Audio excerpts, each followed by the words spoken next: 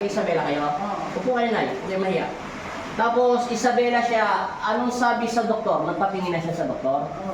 Anong sabi ng findings na para malaman natin na yung katotohanan na Sabi ng doktor, ano na bawal pati, mamaya na. Nakahiga ka pa. May asawa siya wala? UTI lang. Pero may asawa siya wala? Wala po. Binata. Kailan pa siya nagkakaganyan? Ay, 3 taon. Ha? 3 taon. 3 taon. Gusto mong gumaling? Dati ka mang gagamot. Anong ginagamot ng anak niya? Sa Kirino. Kirino. Kirino, ano sa kanong Kirino? Katabi ng bangko ng Isabela. Ay, Isabela. Juan, sino nagturo sa kanya maggamot? Ninuno niyo, tatay mo, o pamilya mo na? Sa pamilya ng tatay niya? Hindi na Kung na lang po nung pumunta sa bukid po, may naapakan daw na kwan, yung pundo. Kuneho. Tapos sinapakan po, naging kwan na yun. Sige, tutulungan kita ha, kasi may, totoo naman, kahit hindi pa kita ginagamot bilang alipin ni Cristo, nadidetect ng sense ko na may energy ako nararamdaman sa iyo, masyado tumataas sa normal na spiritual. Ang mapapayo ko lang, huwag ka gagamit na latin. Ang tatawagin mo, in Jesus name, sa pangalan ni Cristo o Heso Cristo, tulungan mo ako. Bata pa naman ito, ilang taon na siya? 30? 40? 30? Wala ka pang asawa, di ba? Ngayon, putulin mo itong buhok mo. Kahit sino maputo sa utak mo, huwag mong gagawin. Sundin mo ang puso mo. Kasi ang puso hindi kaya saklawan ng demonyo. Yan yung isip kasi natin nasasaklawan ni Satanas. Kailangan maputulan yung buhok mo. Tanggalin mo yung balbas mo. Malibo ka ng banal na tubig na ibibigay ko sa iyo, ha? Pag naano mo na yun, hindi na papasok yung masamang espiritu. Meron ako nadidetect mataas na energy. Pero hindi siya kumukulang. Meron lang talaga akong energy lang. Marunong ka maglinis ng ganon. Kasi magagamot ka ng naman yun, di ba? Sige, antay mo lang. Mabait ka mo pala kausap. Evil spirit siya. Sa pangalan ni Cristo. Okay na, alam ko na. Ganito gagawin natin, ha? Ikaw?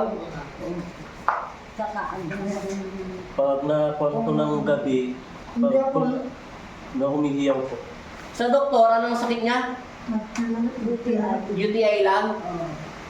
Kapatid, nanay mo siya, no? Ano? Parang sinusunog? Ayamin itong demonyo, mamaya susunogin ko rin. Hindi.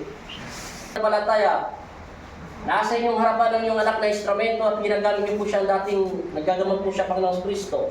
Kung sino mang espiritu nagpapasakit sa kanyang katawan ay nililipon ko sa pangalan mo. At tinatawag ko sa espiritu ng Panginoong Kristo at magpasakit ito sa kapangyarihan ng Diyos. Amen. Yan na, gumagana na. Sige, paspas, linis, paspasin mo, linisin mo lahat, tapon, hanggang baba.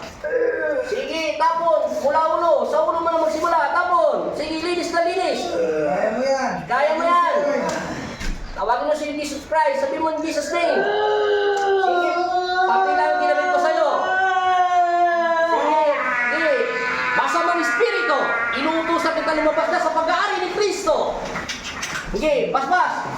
Sige, paspasin mo. Ayaw paspasin ng Diablo. Itaas nagtitiko yung kuryente sa katawan niya lahat. Akin yung uliwatin. Makinig ka sa akin, Satanas. Lubayan mo siya. Sa pamamagitan ng pagsamit ko sa inyong pangalan, Panginoong Kristo. Amen. Inuutosan kita, Satanas. Lumabas ka sa pag-aari ni Kristo. Amen! Layas! Pwede naman na nagtutanggal ka, di ba? Isang ka kasi.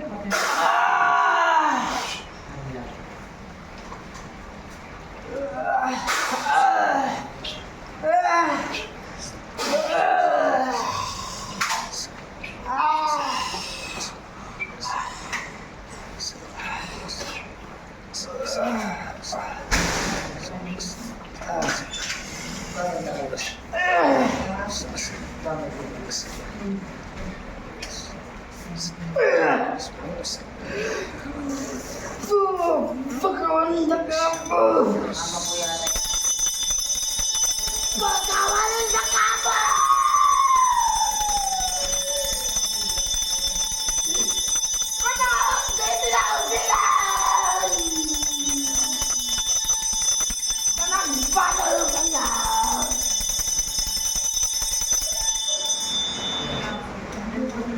Pagkawalan ng anak ko! Pagkawalan na! Ay, susas ka. Pagkawalan ng anak ko! Apay!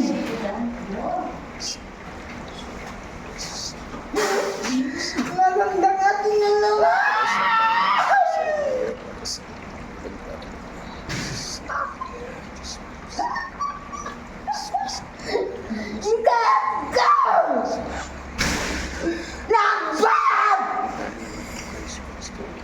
Tumahimik ka sa pangalan. Lumabas ka na. Amen.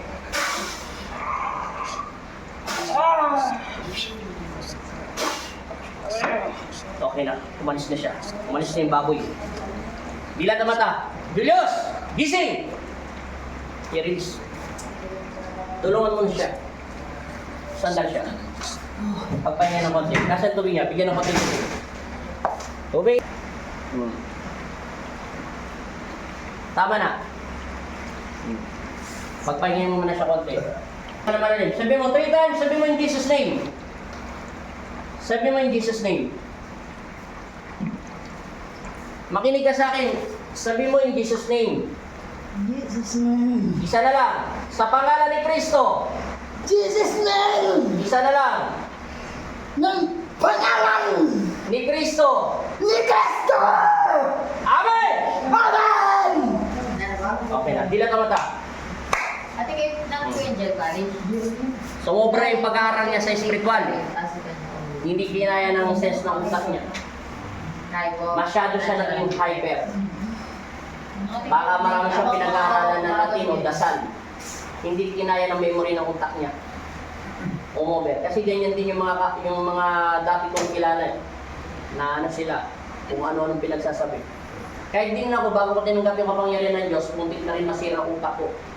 Kung ano-ano kasi naririnig ng utak ko at may pumapasok sa katawan ko, may tumukulong sa utak ko. Hanggang na paglabanan ko sa kakadasal lang ng dasal kay Kristo. Okay na? Makinig ka sa akin, Julius. Walang makakatulong dyan kundi ikaw. Kasi gumagamit ka ng spiritual, natural. Kung nakakapagpagaling ka sa pamamagitan ng pagsambit mo kay Kristo, aanginin ka ni Satanas. Kailangan mapalapit ka kay Kristo. Linisin mo yung katawan niya. Putulin mo yung buhok mo, taggalin mo yung balbas mo para lumakas ka. Kasi yung mga magagamit ng mga sinauna, mahigit 100 taon, kahit si Tanda Ramitan yun, hindi naman ganyan mahaba buhok niya. Okay na? Ang katawan ng Diyos ay nililinis. Pagpahingayin mo na siya ng konti.